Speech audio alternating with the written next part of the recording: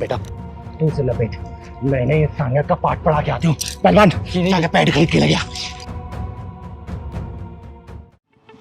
राजन देख रहे हो? हाँ भाई, पूरी लव स्टोरी समझ में आ गई। जंद कमरे में चकुंदर के ऊपर चाकू लगाया गया है। तरबूज के ऊपर चाकू चलाई गई होगी तो तरबूज की जान ही निकल गई होगी।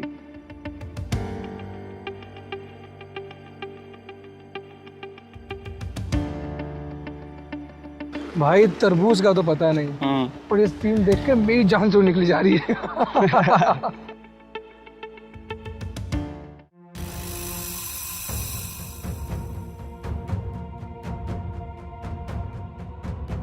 बेटा तू से लपेट, मैंने इस सांगा का पाठ पढ़ा के आती हूँ। पहलवान जाके पैड खरीद के ले गया।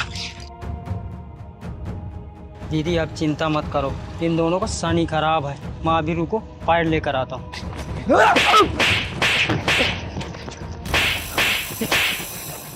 सालो, अगर यही तेरी अपनी बेटी होती तो तू क्या करता? यही तेरी अगर सगी बहन होती तो तू उसे छुपाने की कोशिश करता, या फिर जो तुम बोले थे बोलो, वरना टेट में दबा के जान से मार दूंगी मैं। बस सॉरी दीदी, दीदी मुझे नहीं पता ये कैसे हो गया। मेरा फर्स्ट टाइम ऐसा हुआ, पहले कभी ऐसा नहीं हुआ, मुझे कुछ भी नहीं पता। चिंता मत कर बेटा, ये ईश्वरीय रचना का एक चक्र है जिसे हर लड़की को होकर गुजरना पड़ता है, और इन जैसे को कैसे सबक सिखाना है ना, ये चिंगारी बहुत अच्छे तरीके से जानती है। हराम जादो, भगवान के बनाए हुए सिस्टम को देख के तुम जैसे कमीने लोग ही कमीनापन दिखा सकते हैं। अरे जिस चीज को देख के तुम लोग हंस रहे हो ना, वो चक्र चला है तभी तुम लोग इस धरती पे आए हो, समझे? अरे कमीनों, तुम लोगों की माँ का भी पीरियड हुआ होगा, तभी इस दुनिया में तुम लोग पैदा हुए। तुम लोग की बहनें भी दौर से गुजरी होंगी, लेकिन तुम जैसे कमीने लोगों की आंखों में सिर्फ काम वासना दिखाई देती है। काम वासना। औरत के जिस अंग से तुम लोग पैदा हुए ना, जिस अंग का दूध पी के तुम लोग बड़े हुए, उसी अंग को देखना चाहते हो, मसलना चाहते हो, निचोड़ना चाहते हो। अरे सालो, किसी बहन बेटी की इज्जत बचा के देखना, उसके निकले हुए दिल से एक दुआ भी नहीं तुम लोग के बहुत काम आएगी, तुम लोग को बिगड़े काम को बना देगी, समझे? सालो हरामियों। दीदी मुझे माफ कर दो, सब बहुत बड़ी गलती हो गई, हम आगे से ऐसा नहीं करेंगे। बहन आप भी हमें माफ कर दो, हमें आपसे ऐसा बिहेव नहीं करना चाहिए था।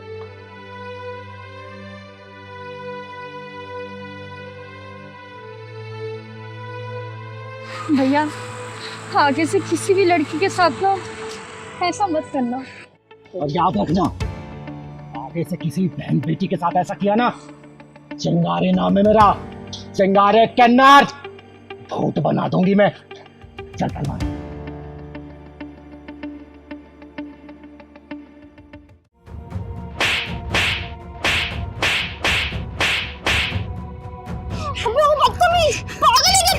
हरामजादी। हाय दीपा, कैसी है यार? सॉरी मैं तेरी शादी में नहीं आ पाई, वो क्या है ना, मेरे एग्जाम चल रहे थे। बाकी तू बता, कैसा है तेरा ससुराल? अरे मैं तो अच्छी हूँ, मेरे ससुराल वाले तो मेरी बहुत केयर करते हैं। वेरी गुड, ये तो बहुत अच्छी बात है। अच्छा ये बता, जीजू के साथ कहाँ प्लान कर रही है हनीमून का? हम गोवा जाने का प्लान कर रहे हैं। गोवा? अच्छा यार, तू गोवा जा रही है, कश्मीर के पहलगाम नहीं जा रही, वरना वहाँ के नज़ारे तो तूने देखे ही होंगे। अरे वहाँ की बात सुन के तो मेरी रूह कांप जाती है। यार तू एकदम सही कह रही है, देखा नहीं था तूने पहलगाम का नजारा? वहाँ हनीमून बनाने वाले लोगों के साथ क्या हुआ था? अरे उधर तो जाने का सोचो ही मत गलती से। भैया जरा रिक्शा रोकना।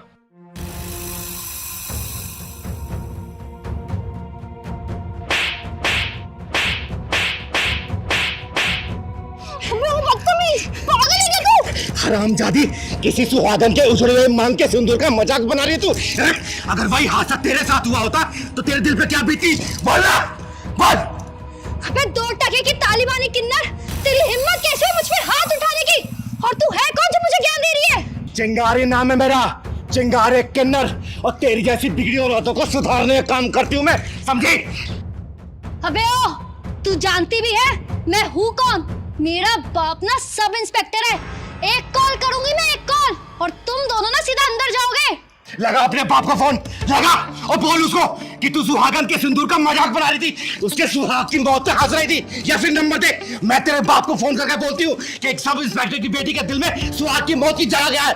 दे नंबर। अबे तेरा क्या लगता था वो जो आतंकवादियों की गोलियों से मर गया, और वो लड़की जिसके लिए तेरी छाती मरोड़ उठ रही है, क्या लगते थे वो दोनों? अरे जो दूसरों के आंसुओं को देख के हंसी मजाक उड़ाते हैं ना, उनकी जिंदगी दुखों के सागर में डूब जाया करती है। अरे वो लड़की भले ही मेरी कुछ लगती थी, लेकिन इंसानियत के नाते मेरी बेटी से भी ज्यादा अजीज थी। अरे जिसके हाथों की मेहंदी का रंग उतरने से पहले सपनों की मांग उचड़ गई हो ना, उसका भागन के लिए तेरे दिल में दुख होने के बजाय हंसी भरी पड़ी है। हंसी। हरामजादी, पति से बिछड़ने का दुख क्या होता है ना उससे पूछ, जिसने अपना पति खोया हो। सपनों की उड़ान भरने से पहले जिन जालिमों ने उनके अरमानों का पंख काट दिया, उनसे पूछ, समझी? अरे हम सफर का साथ जब छूट जाता है ना, तो जिंदगी को काटना बहुत मुश्किल हो जाता है। उन लोगों ने तो जिंदगी को 4 कदम साथ भी नहीं चले थे, और तू उनके मरने का हंसी मजाक उड़ा रही है। बोल। सॉरी दीदी, दीदी मुझे पता है मेरी गलती है, मुझे माफ कर दो, मुझे उनका मजाक नहीं उड़ाना चाहिए था। दूसरे का मजाक उड़ाने वाले ये भूल जाते हैं कि समय का चक्र गोल होता है, और जब समय अपना रूप दिखाता है ना, तो अकेला वही इंसान रोता है और पूरी दुनिया हंसती है। अरे उसे घर में जाके देख जिसका चिराग बुझ गया हो। अरे उस लड़के के दिल में झांक के देख जिसने अपना पति खोया हो। उसके दिल में तुझे आंसुओं का समंदर नजर आएगा, समझी? दीदी, दीदी प्लीज मुझे माफ कर दीजिए, मैं अपनी हरकत के लिए बहुत ज्यादा शर्मिंदा हूँ। सच में दीदी, मुझे ऐसा नहीं करना चाहिए था। प्लीज, आई एम सॉरी दीदी।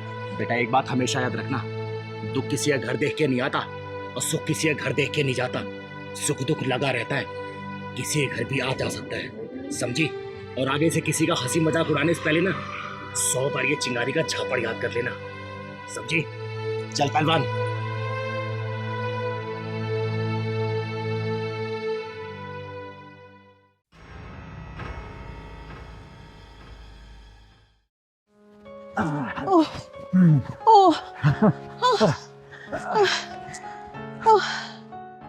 हे भगवान, तुम लोगों को दुख क्यों देता है जो अपना दुख किसी को सुना भी नहीं सकते, बता भी नहीं सकते। थक गई। अरे थक गई? कोई बात नहीं, अब तो मैं भी गया हूँ।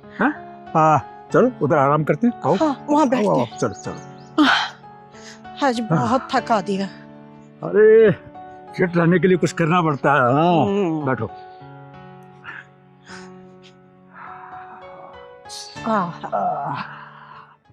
अरे भूखे मर जाएंगे, लेकिन किसी के सामने हाथ नहीं फैलाएंगे। अरे तू तो बेसहारों का शहर कहलाता है ना, फिर बेसहारों को रुलाता क्यों है? राधा, आज तो तुमने दौड़ा दौड़ा कर थका दिया मुझे।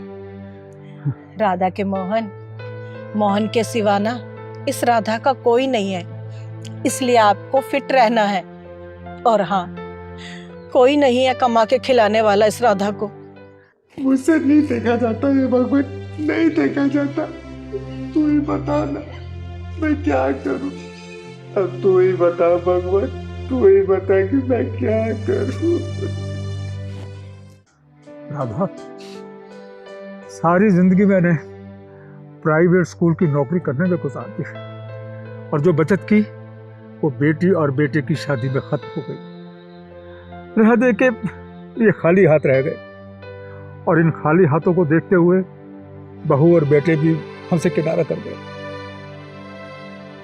समझ नहीं आता कि हमारी ये जिंदगी कैसे गुजरेगी। तेजी, हमारा गुजारा बहुत अच्छे से होगा, आप चिंता क्यों कर रहे हैं? राधा, मेरी तो समझ में नहीं आता कि तुम किस मिट्टी की बनी हो। मैंने सुबह किचन में जाकर देखा था कि नाश्ते के लिए एक अन्न का दाना भी नहीं था वहां, और तुम कहती हो कि गुजारा हो जाएगा। कैसे हो जाएगा गुजारा? मेरी समझ में आज तक नहीं आया। तेजी, किचन की मालकिन मैं हूँ, आप कौन होते हैं चिंता करने वाले? अच्छा चलो अब घर चलते हैं, देखो मैं सुबह से नहाई भी नहीं। चलो उठो, चलो। अरे चलो ना। इनका घर देख के आती हूँ, कहाँ रहते हैं ये दोनों जिंदा दिल इंसान?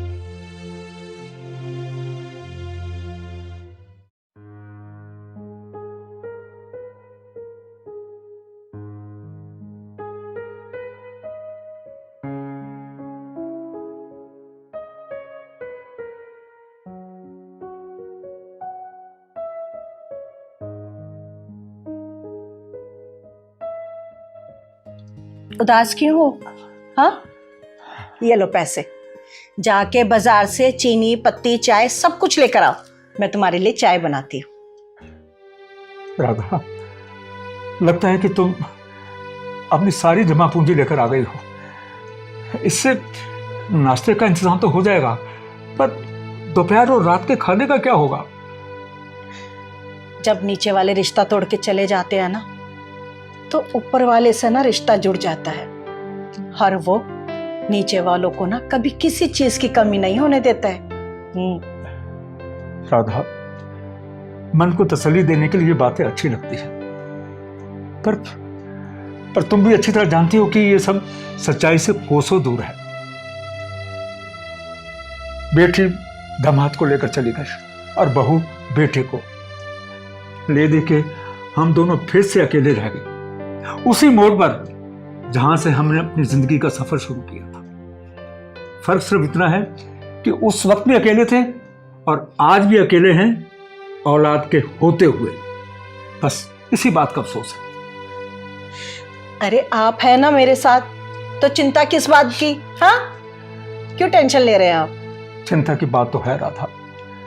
बच्चों ने हमारे ऊपर इतना रहम तो किया कि हमारे सर पे ये छत रहने दी, और ईश्वर ने ये तन ढकने के लिए कपड़े भी दे दिए। पर इस पापी पेट का क्या होगा? वो तो मांगता है ना, वो गुजारा कहां से होगा राधा? कहां से लाएंगे हम इतने पैसे कि इस पेट के आपको बुझा सके? सुनो, आप मुझे अपनी भाग्य लक्ष्मी मानते हो ना? भाग्य लक्ष्मी मानते हैं? अरे राधा, तुम तो मेरी हो ही भाग्य लक्ष्मी। हाँ। तो फिर आप टेंशन क्यों ले रहे हैं? भूल जाइए ना सब कुछ। अब बाजार जाइए, जाके सामान लेकर आइए, जाइए। ठीक है, मैं सामान लेकर आता हूँ, तब तक तुम चाय का इंतजाम रखो। ठीक है? चलो।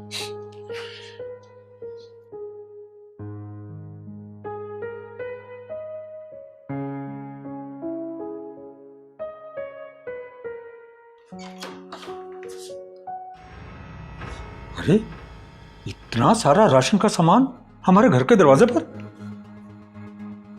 कौन रखे है ये? राधा, राधा, ये बाहर हमारे दरवाजे पर राशन का सामान कौन रख गया? राशन का सामान? हाँ, आप तो देखो, ये देखो।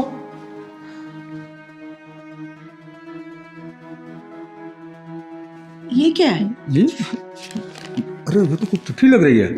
देखो, ये सारा सामान आपके लिए है। ये सब चोरी से रख कर जाने के पीछे का कारण था कि आपको ये सब देते हुए मुझे आपकी नज़रों का सामना करना मुश्किल हो जाता और आपको शर्मिंदा होते हुए नहीं देखा जाता मुझसे। मेरी आपसे हाथ जोड़कर बेनती है कि ये सारा सामान आप ले लेना। अपने ऊपर किसी प्रकार का एहसान मत समझना। ये सब क्या है राधा? किसको हमारे हालात के बारे में सब कुछ मालूम है? जब हमारी रिश्तेदारी ऊपर वाले से हो जाती है ना, तो हमारी चिंता भी ऊपर वाला करता है। वो तो ठीक है राधा, पर ये ऊपर वाला नीचे धरती पर कहाँ रहता है, ये बात मुझे आज तक समझ नहीं आई। अरे चिंता क्यों कर रहे हो? होगा कोई फरिश्ता जो हमारे लिए सामान रख के गया है। चलो देखते हैं। हाँ। अरे ये चाय का पैकेट इतना बड़ा, चावल भी है, चावल भी है, अरे ये दाल भी है, और ये आटा, चीनी भी है। हाँ, देखो सब तो है। चलो उठा के अंदर ले जाते हैं। इसमें डाल दो। ये लो, इसमें ये डालो और ये लेके आता हूँ।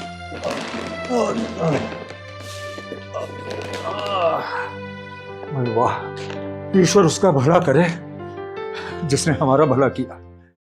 सुनो जी, अगर आप कहें तो मैं कहीं नौकरी कर लूं। तुम काहे को नौकरी करोगी? मैं हूं ना, कोशिश तो कर ही रहा हूं ना, कोई ना कोई रास्ता जरूर निकल आएगा। तुम बस आराम करो। राम राम मास्टर जी। नमस्ते आंटी जी। राम राम जी। हमने आपको पहचाना नहीं। जी, मेरा नाम चिंगारी है, चिंगारी किन्नर। बैठिए बैठिए। मास्टर जी, मैंने 2 छोटे छोटे बच्चों को गोद ले रखा है, तो उन्हीं को ट्यूशन पढ़वाने के लिए कोई काबिल मास्टर ढूंढ रही थी, किसी से पता किया मैंने तो उन्होंने आपका पता बताया। देखिए मना मत करिएगा प्लीज। देखिए मास्टर जी, मैं बहुत गरीब हूँ, आपको मैं रोज का सिर्फ 500 रुपये दे सकती हूँ, इससे ज्यादा मेरी हिम्मत नहीं। 500 रुपये यानी कि एक महीने के 15,000 रुपये? हाँ मास्टर जी, मैं ना आपको 1 महीने का एडवांस भी दे देती हूँ। देखिए मना मत करिएगा प्लीज, बच्चों के भविष्य का सवाल है।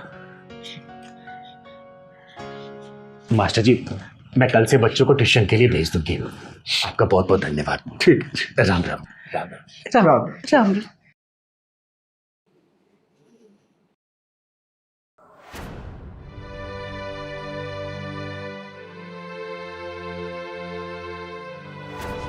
चिंगारी जी,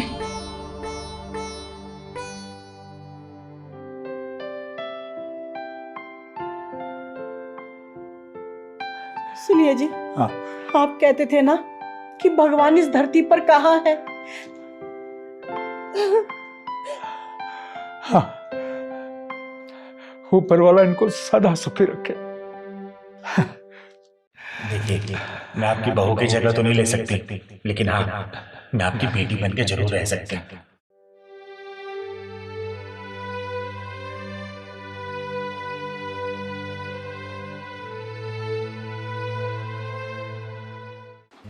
पूछो तो सही, सम्मान लिया कि नहीं लिया?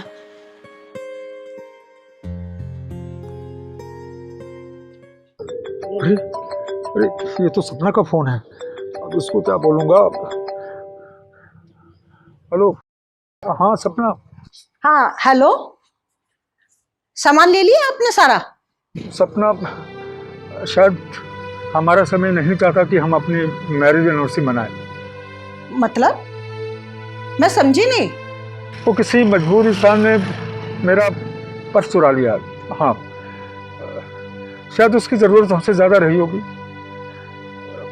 देखो अब मेरे पास कुछ भी नहीं बचा है, मैं खाली हाथे घर आ रहा हूँ। घर में तो पैसे हैं नहीं, जितने थे वो मैंने आपको दे दिए। अब तो 10 रुपए भी नहीं होंगे घर में। अब क्या करें सपना, जब किस्मत का सूरज ढलने लगता है ना, तो मजबूरी की परछाई भी अपना आप बढ़ने लगती है।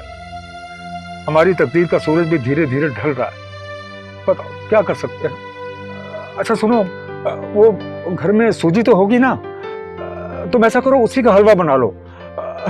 हम उसी से ही मना लेंगे मैरिज एनिवर्सरी। हाँ हाँ हाँ हाँ ठीक है, मैं बनाती हूँ, आप आ जाइए। हाँ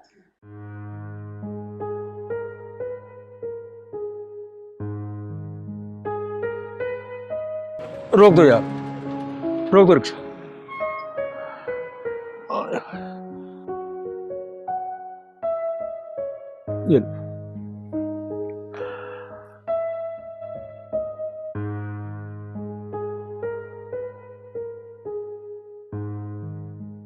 ये रेशमी जुल्फें, ये शर्बती आंखें, इन्हें देख कर जी रहे हैं सभी, इन्हें देख कर जी रहे हैं सभी।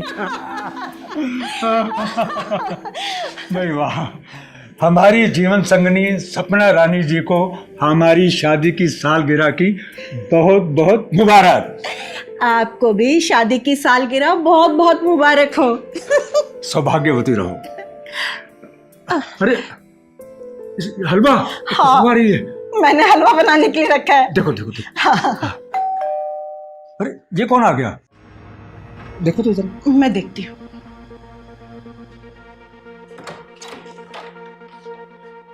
आप कौन?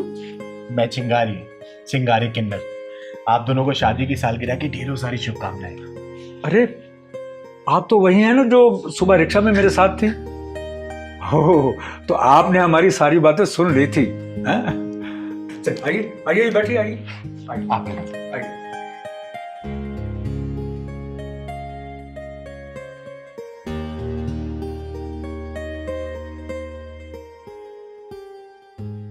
आप दोनों को शादी की सालगिरह की ढेरों सारी शुभकामनाएं। भगवान करे ये जोड़ी हमेशा सलामत रहे। मैं आपके लिए ना पानी लेकर आती हूँ। नहीं नहीं, पानी की कोई जरूरत नहीं है, बस एक छोटा सा गिफ्ट आप लोग ले लेके आइए। क्या है इसमें? केक है और कुछ खाने पीने का सामान, और आप दोनों के लिए छोटा छोटा गिफ्ट है बस। चिंगारी जी, प्लीज कुछ मत बोलिएगा, क्योंकि हम किन्नरों का ना तो कोई परिवार होता है और ना ही कोई रिश्तेदार। इस समाज को हम अपना परिवार मानते हैं और समाज के लिए जीते हैं। और वैसे भी हम किन्नरों का गुजारा तो इस समाज से ही चलता है ना, समाज के पैसे से हमारा गुजारा चलता है। तो बस यूँ समझिए कि ये समाज हमारे लिए भगवान है, और मैं जो आपके लिए लेके आई हूँ वो भगवान के लिए प्रसाद है। इसको स्वीकार कर लीजिए प्लीज। चिंगारी जी, आपने इतनी बड़ी बात बोल दी कि हमारे बोलने लायक कुछ छोड़ा ही नहीं। चिंगारी जी, आप इतनी महान हैं, आपके विचार इतने ऊंचे हैं कि उन ऊंचाइयों से ना हम बहुत छोटे दिखते हैं। आपके परिवार में और कोई नहीं है क्या? एक बेटा था, बहू थी और एक पोता भी था। हाँ से क्या मतलब? 5 साल पहले एक एक्सीडेंट में तीनों की मौत हो गई। चिंगारी जी, हमारी खुशियों की दौलत मौत रूपी चोर ने लूट कर चली गई। देखिए, जो चला गया मैं उसे वापस तो नहीं ला सकती, लेकिन हाँ, आप दोनों के चेहरे पे मुस्कुराहट जरूर ला सकती। चिंगारी जी, मेरी बहू ना हर साल हमारी सालगिरह मनाया करती थी, और उसकी ये इच्छा थी कि ये सिलसिला कभी ना टूटे, इसलिए हम उसकी इच्छा पूरी करते हैं। केक काटिए ना आप लोग, सेलिब्रेट करिए अपनी शादी की सालगिरह। पहलवान, केक सजा बेटा।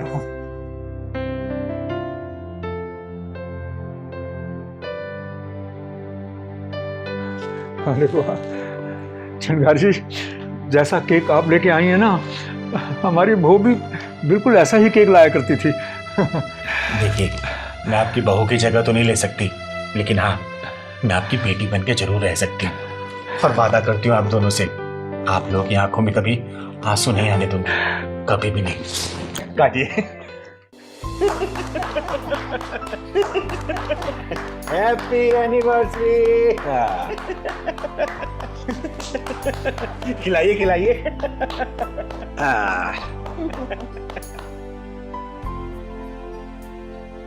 आप दोनों को शादी की सालगिरह की ढेरों सारी शुभकामनाएं, और आप दोनों रख दीजिए। जी, अब आप लोगों ने मुझे बेटी माना है ना, तो देखिएगा ये बेटी अपना फर्ज पूरा करेगी, और जैसा मैंने वादा किया ना, आप लोगों की आंखों में आंसू नहीं आने दूंगी, और कोशिश करूंगी कि आपकी बहू की जगह ले पाऊं। हालांकि मैं ले नहीं पाऊंगी, लेकिन मैं कोशिश जरूर करूंगी। आप दोनों की बहुत बहुत धन्यवाद चिंगारी जी। आप भी लीजिए ना। पहलवान आप भी लो। लेकिन बात जब इज्जत पे आ जाए ना, अगर हवस भरी निगाहें तुम्हें देखे तो उन आंखों को नोच लेना। चिंगारी तुम्हारे साथ है।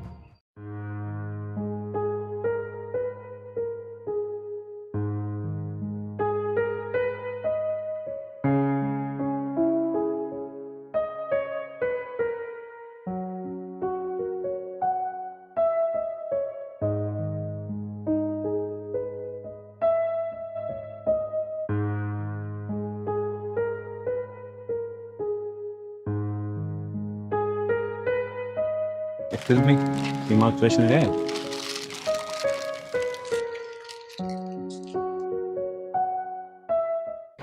और सुन, क्या हाल है? आ गया तू ही लाइन में। अब क्या कर रहे, जब सब आते तो मेरा नाम इतने क्यों बात बना रहा है? जब से इन दोनों बहनों ने यहाँ पे दुकान खोली है, मेरी तो चाय और सिगरेट हद से ज़्यादा ही बढ़ गई है। अब क्या कर रहे हैं, सब आके बस एक चांस लेते हैं कि मेरे से पट जाए। और हाँ, हकीकत बात है, ऐसी लड़कियाँ पट भी जाती है। भाई ऐसी लड़कियाँ जल्दी पटती नहीं है, इनके भी कई ड्रामे होते हैं। पहले तो लोगों को इमोशनल करती हैं ताकि ग्राहक ज़्यादा से ज़्यादा आए। अरे किस चीज़ के ग्राहक? सब आँख सेकने ही आते हैं यहाँ पे। हाँ, बस दूसरी वाली रहती होगी।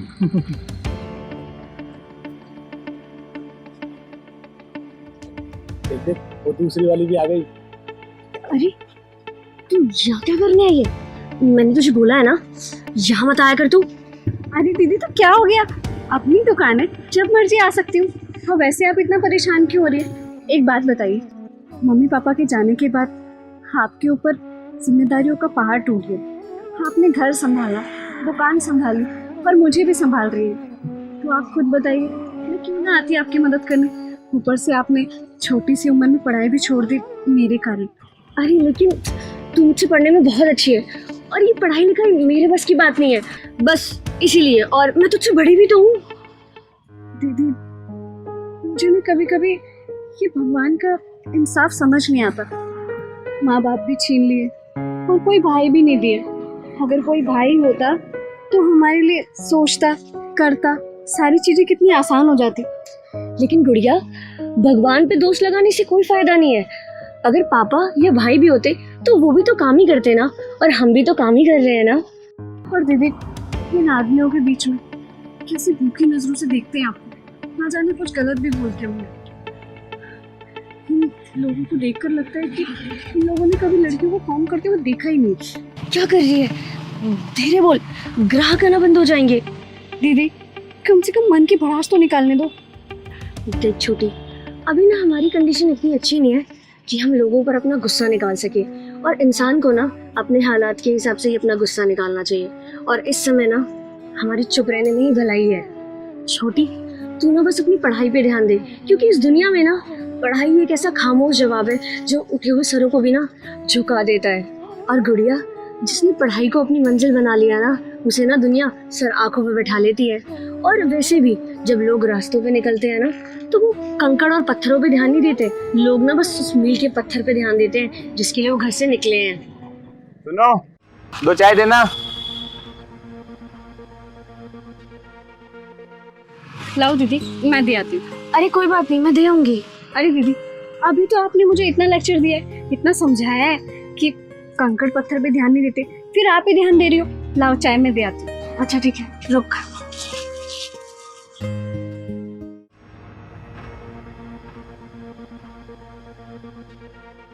क्या बोल रही थी? भूखी नजर से देख रहा है। मैंने आपको नहीं कहा। फिर किसे कहा तुमने? उसको जो भूखी नजरों से देखता है। तुम लोग देखते हो क्या? नहीं नहीं नहीं। और बेटा टेंशन लेने की कोई जरूरत नहीं है। अगर तुम्हें कोई देखता है ना, तो बस ये सोचना चाहिए कि शायद भगवान ने तुम्हें खूबसूरत बनाया है। बात अटपटी लगेगी लेकिन सत्य है। अब तुम ही देखो ना, खूबसूरत चीजों को देखने के लोग कहाँ कहाँ चले जाते हैं। अब ताजमहल को ही देख लो, ताजमहल कितना खूबसूरत है, लेकिन लोग हजारों लाखों किलोमीटर से दूर आते सिर्फ ताजमहल का दीदार करने के लिए, समझे? और वैसे भी तुम्हारी बहन ने सही बोला, चीजों को इग्नोर करना सीखो। अरे कब तक कहाँ कहाँ लड़ती रहोगी, है?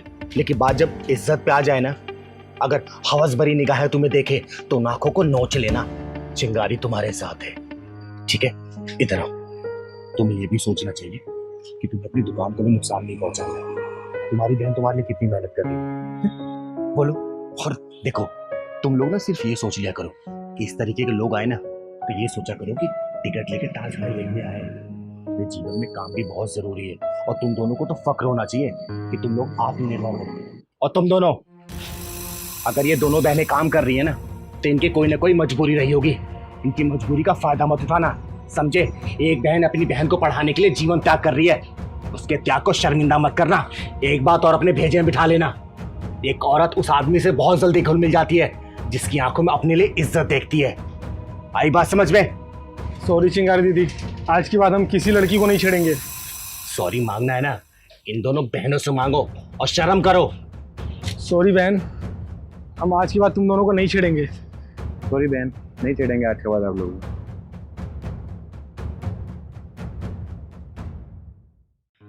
चिंगारी दीदी, आज वो कहावत मुझे सच लग रही है। वो कहते हैं ना, भगवान आपको हर पल देख रहा है। वो आपने यकीन में बदल दिया, और कहीं ना कहीं वो सच में हमें देख रहा है। ये पल इतना आसान नहीं था। आप भगवान का आशीर्वाद हो दीदी। आपके होने से सारी चीज़ें कितनी आसानी से ठीक हो जाती हैं। आपके बारे में बहुत सुना है, और थैंक यू दीदी। आप सच में भगवान का आशीर्वाद है। जब तक आप जैसे लोग इस दुनिया में हैं, लाचार और मजबूर लोगों के साथ गलत नहीं हो सकता। अरे नहीं बेटा, भगवान सिर्फ एक वही है। मैं तो सिर्फ एक साधारण सी इंसान हूँ। वो जो आदेश देता है ना, मैं सिर्फ उसका पालन करती हूँ। और ये दोनों क्या, इस इलाके का कोई भी इंसान तुम दोनों बहनों की तरफ गलत निगाहों से नहीं देख पाएगा, क्योंकि ये चिंगारी का इलाका है, और चिंगारी के इलाके में हवा भी चिंगारी से पूछ के ही बहती है, ठीक है ना? खुश रहो तुम दोनों, खुश रहो। चल पहलवान। जो भी षड्यंत्र के पीछे है ना, मैं उसे पाताल लोक से ढूंढ निकालूंगी, पाताल लोक से। पर चिंगारी, सारा खेल बाहर से नहीं, तेरे भीतर से खेला जा रहा है। भीतर से पता कर, कौन है वो, कौन थी वो, और क्यों उसने तेरे जीवन से एक दिन छीन लिया है। एक दिन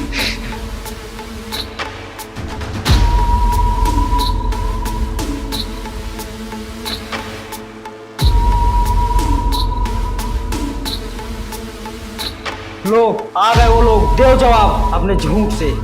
कौन है? वही जिनके साथ विश्वासघात किया है। इतनी चोट मुझे मेरे एक दिन के गायब होने से नहीं लग रही, जितनी चोट मुझे तेरे इस तरीके से बात करने से लग रही है। पहलवान, जो तूने देखा है ना, वो मैंने नहीं किया है, और जो मुझसे करवा रही है मैं उसको समझ भी नहीं पा रही हूँ। देख, चिंगारी इस दुनिया से लड़ सकती है, लेकिन जो मेरे अंदर है मैं उससे कैसे लड़ूं? पता ना पहलवान, मैं कैसे लड़ूं बेटा? गलत करने वाला हमेशा इसी तरह बोलता है। आप ही दीदी बोलती थी ना।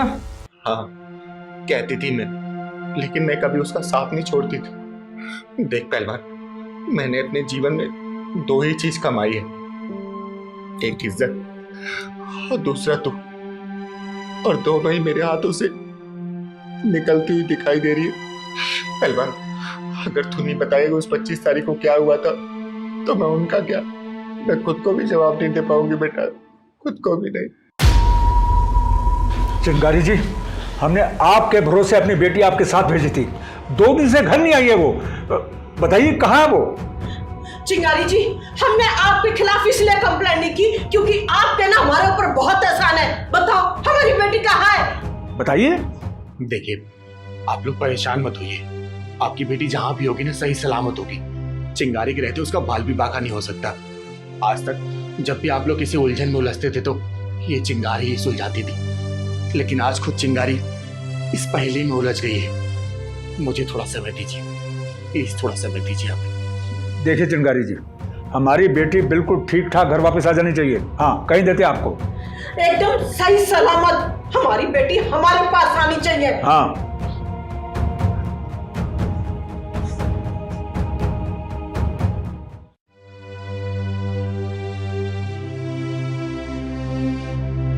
पहलवान, तो कब तक भूत बन के खड़ा रहेगा? तू बताता क्यों नहीं कि 25 तारीख जो मेरे जीवन से मिस हुई है, उस दिन हुआ क्या था? बता मुझे।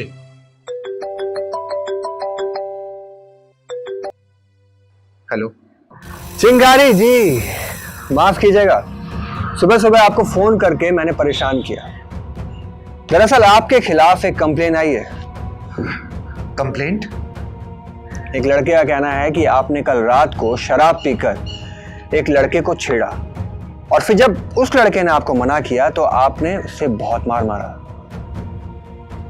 देखिए चिंगारी जी, आपको थाने आना पड़ेगा। लेकिन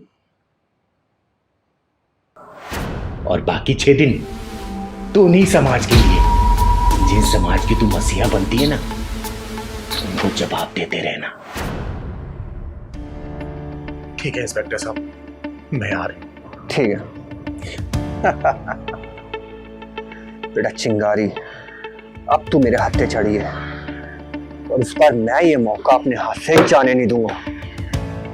ओए, उस लड़के को लेकर आ। पहलवान, मैं कब तक इन लोगों को जवाब देती रहूंगी? तू बता क्यों नहीं रहा कि 25 तारीख को क्या हुआ था जो मुझे याद नहीं आ रहा? बोलना। देख पहलवान, चिंगारी ने अपने जीवन में हमेशा सिर उठा के जीना सीखा है, सिर उठा के, लेकिन आज तेरे पैर पकड़ रही हूँ, सिर झुका के बोल रही हूँ। बेटा तू बोलना, क्या हुआ था उस 25 तारीख को? बता मुझे, क्या हुआ था उस 25 तारीख को जो मुझे याद नहीं आ रहा? बोल पहलवान, बोल। अरे दीदी, क्या कर रही हो? मेरे ऊपर पाप मत चढ़ाओ दीदी। आओ यहाँ बैठो, मैं बताता हूँ सब। उस रात आप बहुत खुश थी दीदी, 24 तारीख को, अगले दिन के लिए दीदी। देख पहलवान, मुझे ये बात तो याद है कि उस रात को तू और मैं साथ थे, और मैंने ये भी बोला था कि कल का दिन जीवन में नई रोशनी लेके आएगा उन लोगों के जो नाउम्मीद हो गए, एक उम्मीद की किरण लेके आएगा। लेकिन उसके बाद तो कुछ भी याद नहीं आ रहा पहलवान, कुछ भी याद नहीं आ रहा। उसके बाद का मैं बताता हूँ आपको दीदी।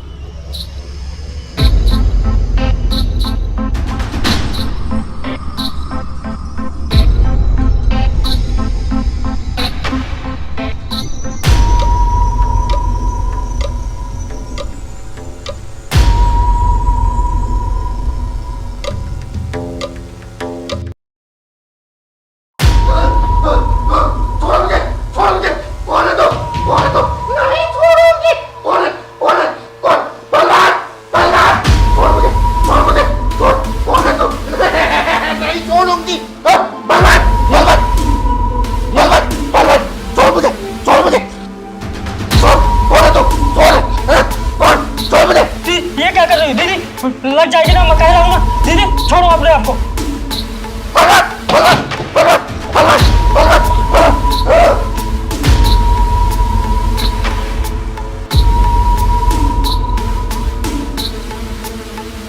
दीदी मैं पानी लेकर आता हूँ।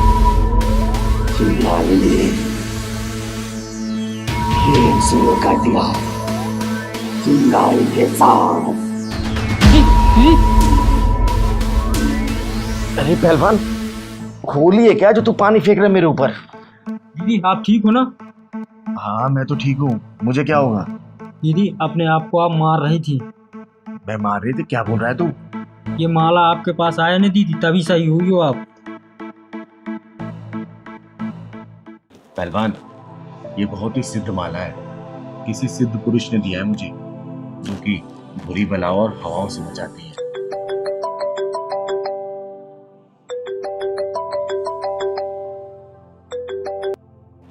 प्रणाम गुरुदेव, इतनी रात को आपने मुझे फोन किया? चिंगारी, मुझे तेरे लिए ही पूजा बीच में छोड़नी पड़ी।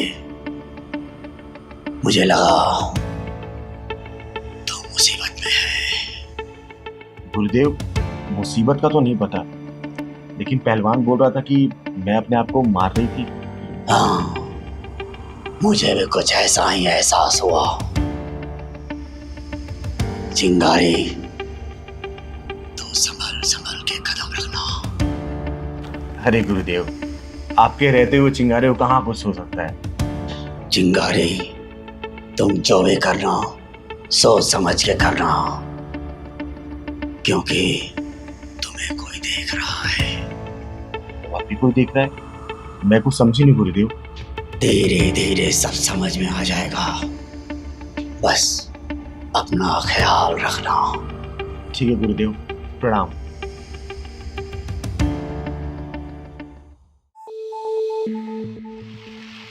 पहलवान, मुझे और कौन देख रहा है?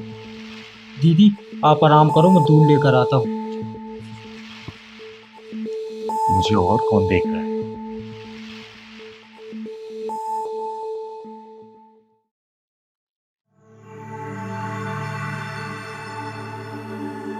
चिंगारी फंस चुकी है।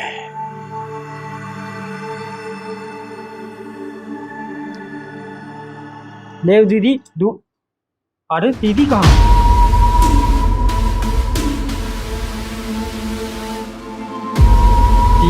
यहाँ पर हो? ले दीदी दूध पियो।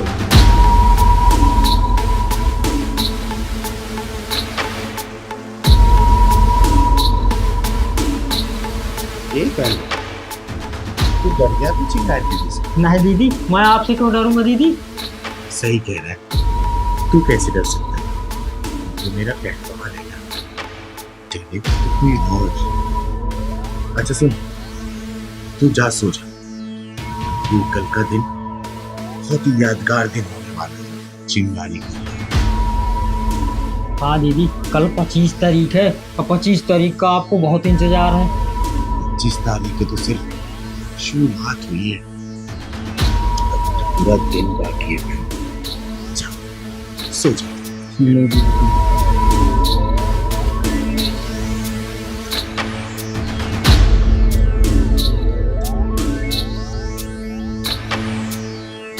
पच्चीस तारीख चिंगारी के लिए यादगार है।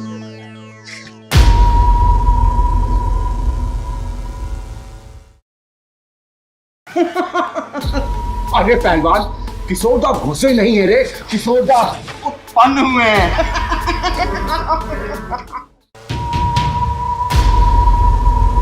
अरे बांगड़ू, दरवाजा खोलने से पहले नॉक तो करना चाहिए था। अरे दीदी, आज बिल्कुल अलग लग रही हो और मैं पहली बार देखा आपको पान खाते हुए। आज से तू वो सब देखेगा पहलवान जो तूने पहले कभी नहीं देखा।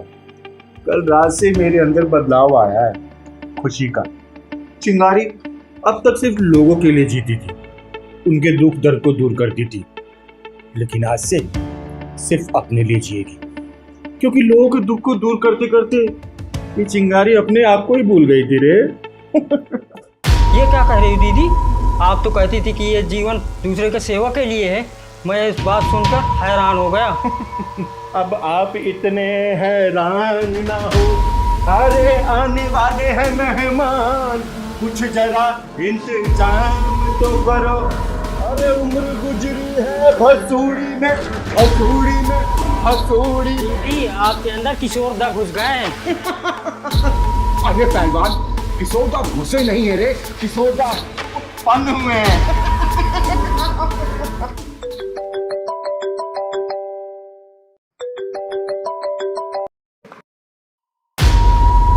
हेलो चिंगारी जी।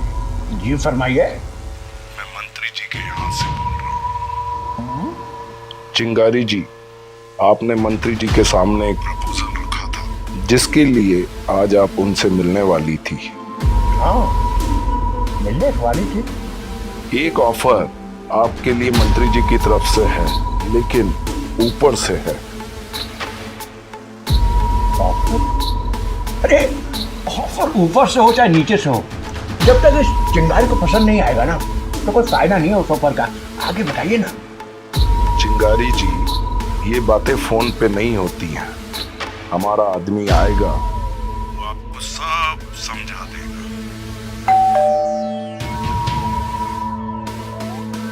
दरवाजा खोलिए चिंगारी जी, हमारा आदमी आ गया है। वो आपको सब समझा देगा। फैसला गुस्से से नहीं, ठंडे दिमाग से लीजिएगा चिंगारी जी। एक बात सुनिए ना, वैसे भी गुस्से वाले चिंगारी आज छुट्टी पे है। ओह, दैट साउंड गुड चिंगारी जी। ये भाईजान बड़ी फास्ट सर्विस है रे, जाके दरवाजा तो खोल।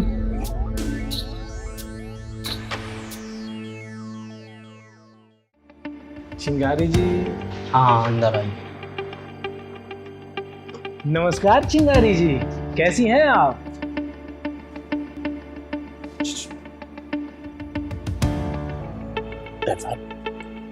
इसकी शक्ल देख के इसको इज्जत देने का मन नहीं कर रहा। अरे दीदी, घर आए हो मेहमान की इज्जत कर देना। काम करो, जा कुर्सी ला के दे दे इसको।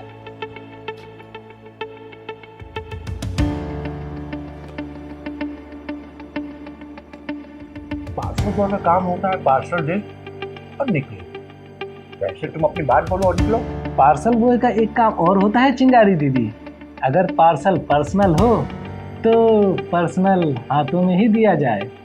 आप समझ रही हैं ना मेरी बात? वैसे मुझ में और इसमें कोई फर्क है नहीं। अरे बोलो, इसी के सामने ही बोलो। फर्क तो बहुत है चिंगारी जी, वो बात अलग है कि विचारों का ना हो। वैसे मैंने आपके गुस्से के बारे में बहुत सुना है कि आपको गुस्सा बहुत जल्दी आ जाता है क्योंकि आप सारे फैसले दिल से लेती हैं, पर यहाँ आपको दिमाग से फैसले लेने की ज़रूरत है। हम अधूरे लोगों का दिल क्या और दिमाग क्या? तो बात बोल और निकल यहाँ से। आपने मंत्री जी को प्रपोजल दिया था कि आप अपनी जगह पर कल्पना तिवारी को टिकट दिलवाना चाहती हैं क्योंकि आपके पास वोट बैंक है। आपका दिल बहुत बड़ा है चिंगारी जी, पर राजनीति दिल से नहीं दिमाग से चलाई जाती है। हाँ, क्योंकि वो यंग है और समझदार भी, और चीज़ों को समझने की समझ है उसमें। और सबसे बड़ी बात, गरीबों के दुख दर्द को समझने की बहुत क्षमता है उसके अंदर, क्योंकि वो खुद भी एक गरीब परिवार से है। और आपने ये तो बताया ही नहीं कि वो यंग के साथ साथ खूबसूरत भी है, और खूबसूरत चीज के साथ क्या किया जाता है?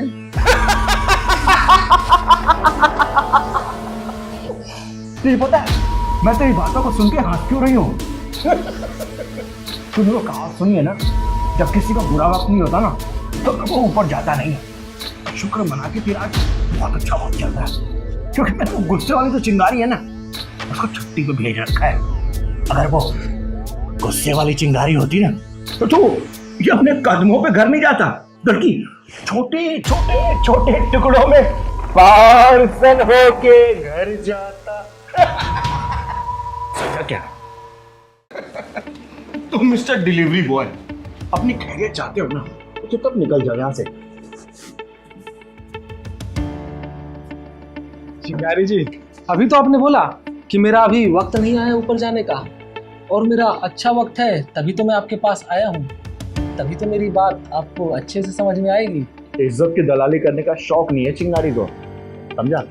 दीदी, इस ढक्कन को ढक्कन लगाने की जरूरत है। अरे पहलवान, ये खुद एक ढक्कन है, इसको ढक्कन लगा के क्या फायदा? बोलना। अरे चिंगारी जी, ढक्कन को खुलने का मौका तो दीजिए, तभी तो पता चलेगा उसमें क्या है। और अगर ना कुछ समझ में आए तो ढक्कन लगाना आपको तो आता ही है, और वैसे भी आप तो ढक्कन स्पेशलिस्ट हैं। बताइए बताइए। वाह पहलवान वाह, इस ढक्कन ने क्या बात कही है। तो ठीक है, खोल अपना ढक्कन। चिंगारी जी, आपके पास वोट बैंक है, पर सिर्फ वोट बैंक होने से काम नहीं चलता। भ्रष्ट सिस्टम को सिस्टम से ही खत्म किया जा सकता है, आपके गुस्से और जज्बातों से नहीं। और वैसे भी आप कब तक लड़ती रहेंगी? आपके हाथ में भी तो सिस्टम होना चाहिए। अब इस सिस्टम की शर्तों से आपको गुजरना ही पड़ेगा, उस लड़की को आपको ऊपर भेजना ही पड़ेगा। अब आप अपने तरीके से देख लीजिए। दीदी, इसकी बातें क्यों प्यार से सुन रही हो? अपना दिखाओ ना जलवा, दिखाओ अपना रूप इसे। तो चुप कर रहे पहलवान, भौंक लेंगे इसको अपनी पूरी बात। अरे दीदी, आप तो ये घटिया बातों को पूरा भी नहीं होने देती थी। पहलवान, मैंने तुझे बोला ना कि बीच में मत बोल, और तू ज्यादा चौधरी बनने की कोशिश मत कर, समझा? दीदी, इसकी गलत बातों को आप सही बोल रही हो। अब ये देखो, अब ये पहलवान मुझे बताएगा क्या सही है क्या गलत। बेटा पहलवान, कोई भी फैसला ना गुस्से में नहीं लेना चाहिए, ठंडे दिमाग से लेना चाहिए। और तू देखना, मैंने अपने गुस्से के चक्कर में अपने चारों तरफ दुश्मनी तो बना रखे हैं। आज के बाद से ये चिंगारी ना अपने जज्बातों और गुस्से पर काबू रखेगी, कभी भी गुस्से में फैसला नहीं लेगी। हाँ, वाह चिंगारी जी, मुझे तो पता ही नहीं था अब मेरी बात इतनी जल्दी मान जाएंगी। दीदी, राजनीति के चक्कर में उस लड़की से, उसके परिवार से धोखा करोगी? देख पहलवान, चिंगारी को या तो बात समझ नहीं आती, और आती है तो पूरी अंत तक समझ आती है। गरीबों के हक के लिए, उनके फायदे के लिए उस लड़की को फना होना ही होगा, समझा? दीदी, गुस्से वाली चिंगारी दीदी को भले ही छुट्टी में भेज दिया, लेकिन पहलवान छुट्टी पे नहीं है। ये सब आपसे ही मैं सीखा हूँ। देख पहलवान, हमें उन गरीबों के बारे में सोचना होगा जिनका कोई भी नहीं है। और वैसे भी अगर आज ही मौका हाथ से निकल गया ना तो फिर ये मौका दोबारा नहीं मिलेगा। तो साथ नहीं दे सकता, कम से कम चुप तो खड़ा रहे। पता नहीं कल रात से आपको कौन सा भूत सवार हो गया।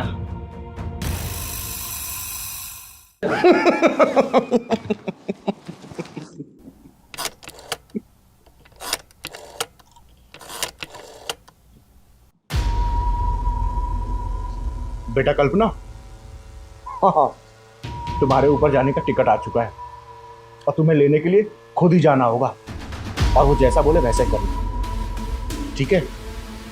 एक काम करो, आ जा मेरे घर पे।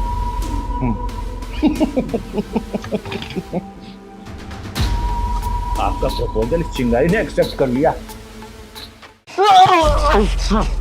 इंस्पेक्टर साहब, बहुत ही खतरनाक जेब कतरा, ये चेन स्नैचिंग का मास्टर है। मैंने इसे किसी औरत का पर्स चुराते हुए पकड़ा है। अरे क्या कर रही है तू? मारे आगे तू किसी बेकसूर ने मार रही है। हाँ, शांत हो जाओ। देखिए, आप इसको थाने ले आई ना, इसके आगे का काम हमारा है। आप निश्चिंत रहिए, इसकी खातिरदारी तो हम अच्छे से करेंगे। आपकी कांस्टेबल की बातों से ये लग रहा है कि कुछ ज्यादा ही गहरी जान पहचान है इस जेब कतरे से इनकी। बहुत अच्छी तरीके से जानती है इसको। देखिए चिंगारी जी, आप अभय राज को अच्छे से जानती हैं कि वो इन जैसे मुजरिमों के लिए कितना बड़ा जल्लाद है। क्या बे, शायद तू अभय राज को जानता नहीं है, जो मेरे इलाके में चोरी कर रहा है। बेटा, पूरे 3 साल के लिए तेरे को जेल के अंदर डलवाऊंगा मैं। आई बात समझ में? देखिए चिंगारी जी, अब आप निश्चिंत रहिए, और रही बात इस चोर की, तो ये तो जेल जाके ही रहेगा। और आपका बहुत बहुत धन्यवाद जो आप इस जैसे चोर को यहाँ तक लेकर आई। मैं चाहती ना तो इसका इलाज वहीं पे कर देती, लेकिन आज मेरा सोमवार का व्रत है, और सोमवार के व्रत के दिन मैं किसी के ऊपर हाथ नहीं उठाती। चिंगारी जी, आप कैसी बातें कर रही हैं? देखिए, आप निश्चिंत रहिए, ये तो आप सीधे जेल में ही जाएगा। आपसे यही उम्मीद है इंस्पेक्टर साहब। जय हिंद।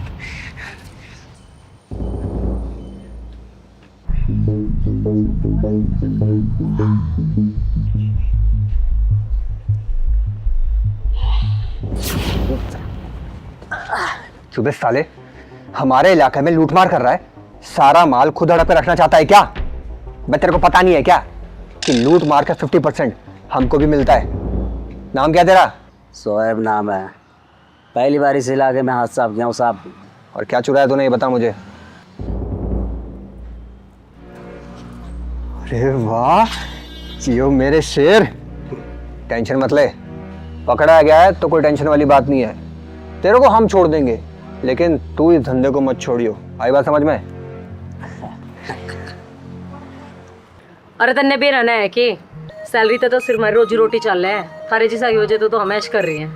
हाँ वे, तो पकड़ अपना 50% और बाकी का 50% हमारा। खड़े खड़े क्या देख रहा, चल निकल यहाँ से। जाता हूँ साहब, जाता हूँ। सलाम साहब। चल।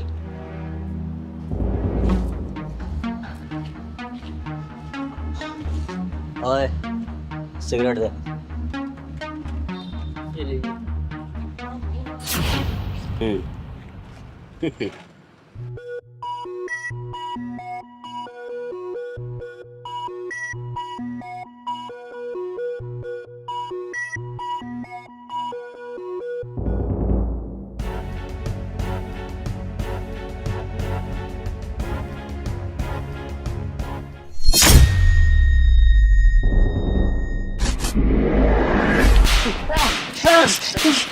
अरे अरे क्या करी, मर जाएंगे। चिंगारी छोड़ इसे, वरना अंदर कर दूं तुझे। इसलिए चिंगारी कोर्ट कचहरी पुलिस थाना विश्वास नहीं करती, खुद ही फैसला करती है ऑन द स्पॉट। अरे तुम जैसे रिश्वत खोर दलाल 50-50 रुपए में ईमान बेचते हैं। देखो, इसको छोड़ दो, मेरी बात मानो। जब कानून का ईमान बिक जाता है ना, तो मुजरिमों का दिल से डर खत्म हो जाता है, और जब डर खत्म होता है ना, तो ये खुलेआम वारदात करने लगते हैं। इसीलिए इनके दिल में डर होना बहुत जरूरी है, चाहे कानून का डर हो या फिर मेरे जैसे किसी ईमानदार के जुनून का डर। किसी जुनून का डर।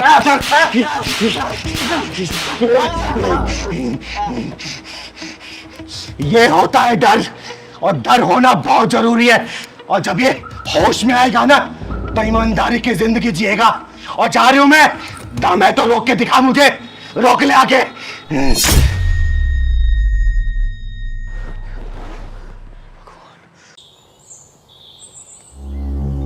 क्या हुआ, उदास क्यों बैठे हो यहाँ पे तुम? क्या बताऊं दीदी, सब कुछ खत्म हो गया। सब कुछ खत्म हो गया? क्या मतलब? दीदी, मेरी बीवी। अरुण, अब आपको फैसला लेना ही पड़ेगा। मुझसे नहीं होता ये रोज का ड्रामा।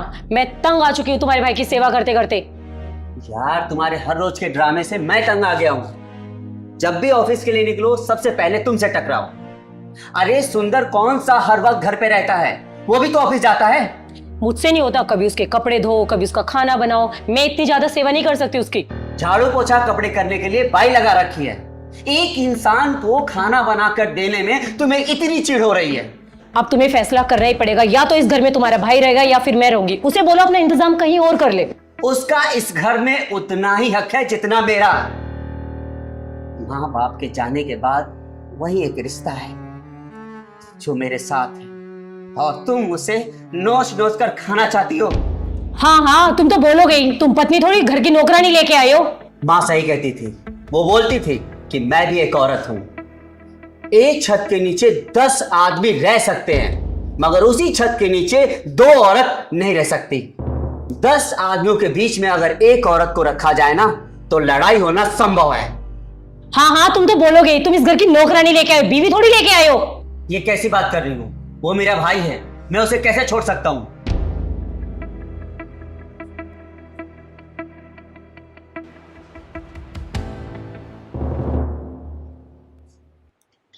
भैया आप टेंशन ना लो, मैं अपना इंतजाम कहीं और कर लूंगा, और मुझे प्रॉपर्टी में भी कोई हिस्सा नहीं चाहिए। ये तू क्या कह रहा है? भाई है तू मेरा, ऐसे क्यों बोल रहा है तू? अरे भैया मैं इसीलिए तो बोल रहा हूँ, जहाँ आजकल के जमाने में भाई भाई का दुश्मन बनने जा रहा है, वहीं भगवान ने मुझे आप जैसा भाई दिया, और मुझे इसी बात पर नाज है। और आप जैसे भाई के लिए एक प्रॉपर्टी तो क्या, 100 प्रॉपर्टी भी होंगे ना, तो वो भी कुर्बान कर दूंगा। देखिए भैया, मैं नहीं चाहता कि मेरी वजह से आप में और भाभी में झगड़े हों। ये कैसी बात कर रहा है तू? तू ये चाहता है कि हम दोनों अलग हो जाएं, सिर्फ एक औरत की वजह से? नहीं भैया, वो औरत और कोई नहीं बल्कि आपकी बीवी है। भाभी से आप बोल देना कि मैं अपना इंतजाम कहीं और कर लूंगा। चलता हूं। सुंदर, भैया प्लीज जाने दीजिए। सुंदर, करुणा, करुणा,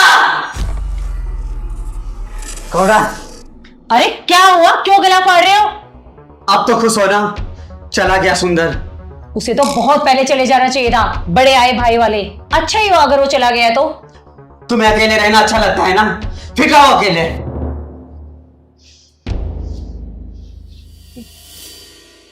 मेरे साथ चल दो, सुंदर को मैं ढूंढ लूंगी, तो चल मेरे साथ।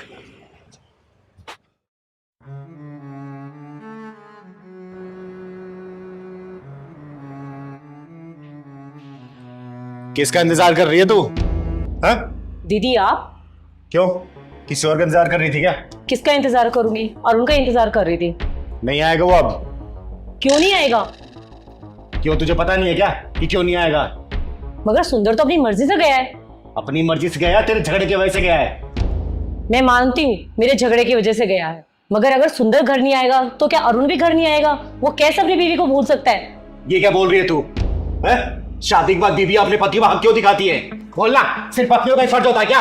माँ बाप भाई बहन, इनका कोई अधिकार नहीं होता क्या? अरे आदमी की जिंदगी में सबसे पहले माँ बाप भाई बहन होते हैं। अरे तुम जैसे औरतों से बंधन बनता है, रिश्ता जुड़ता है, तब आती है जिंदगी में। लेकिन भाई भाई का रिश्ता वो ऊपर वाला छोड़ के भेजता है। लेकिन तुम जैसी सोच रखने वाली जो औरतें होती है ना, इस रिश्तों को तोड़ना चाहती है। अरे भगवान के खिलाफ जाना चाहती हो क्या तुम लोग? बोलो ना। एक समय में राम जी का वनवास हुआ था, जो कि रामायण के माध्यम से आज भी हमारे बीच में जीवित है। पता है क्यों? क्योंकि उसमें प्यार, ममता, करुणा, परिवार को जोड़ के रखने वाली भावना थी। अरे उसमें एक रावण भी था जो तुम जैसी सोच रखने वाला था। अपनी सोच की वजह से उसने पूरे कुल का नाश कर दिया। रिश्ते नातों का बंटवारा करवाने वाली सोच ही औरत की महानता को कम कर रही है। अरे घर में हम प्रभु श्री राम जी, सीता माता जी के साथ लक्ष्मण जी की पूजा कर सकते हैं, लेकिन असल जिंदगी में लक्ष्मण जैसा भाई, लक्ष्मण जैसा देवर नहीं रह सकते। अरे भगवान ने दुनिया में औरतों को भेजा है परिवार को बढ़ाने के लिए, लाकी बंटवारा करके अलग करने के लिए। समझे तू? सॉरी दीदी, मुझे माफ कर दो। मैं अपने स्वार्थ के चक्कर में मैं इतनी अंधी हो गई थी कि मैं 2 भाइयों को अलग करने लग गई थी। मुझसे सच में गलती हो गई दीदी।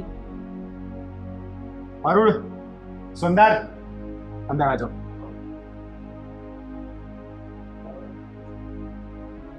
एक बात कहूं बेटा, सच में तो बहुत लकी है। जिस जमाने में आजकल भाई एक दूसरे के जान के दुश्मन बने हुए हैं ना, ये दोनों भाई एक दूसरे की खुशी के लिए एक दूसरे को त्याग कर रहे हैं। सब्जी तो वैसे ही बेटा, एक बात किसी ने बिल्कुल सच बोली है कि एक छत के नीचे 10 आदमी बिल्कुल सुखी चैन से रह सकते हैं, लेकिन 2 औरतें कभी भी नहीं। अरे कभी भी 10 आदमियों के बीच में किसी एक औरत को भेज दो ना, देखना कैसे लड़ाई झगड़ा करवा देगी। तो वो लड़की और औरत कभी मत बनना, समझी?